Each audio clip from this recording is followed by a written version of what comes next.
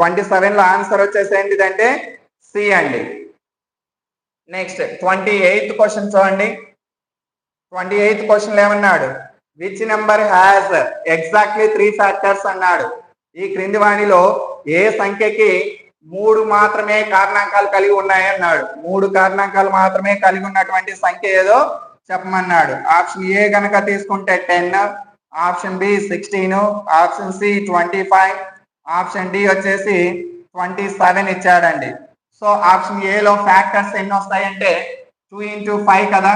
2 into 5 అన్నప్పుడు 1 + 1 into 1 + 1 అండి, that is 4.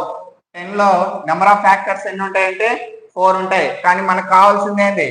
Only 3 factors ఉన్నటువంటి నెంబర్ మాత్రమే కావాలి. కాబట్టి ఫస్ట్ వన్ ఆన్సర్ అవుతా అవ్వదు. నెక్స్ట్ 16 కనుక తీసుకున్నట్లయితే 2^4 గా రాస్తాం. పవర్ వాల్యూ ఎంత ఉంది?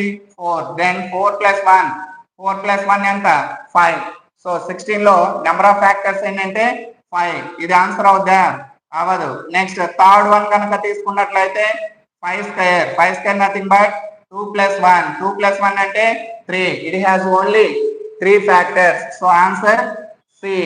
అండ్ ఫైనల్ వన్ కనుక తీసుకున్నట్లయితే 27. 3³ 3 + 1 that is 4. So 27 are having the number of factors.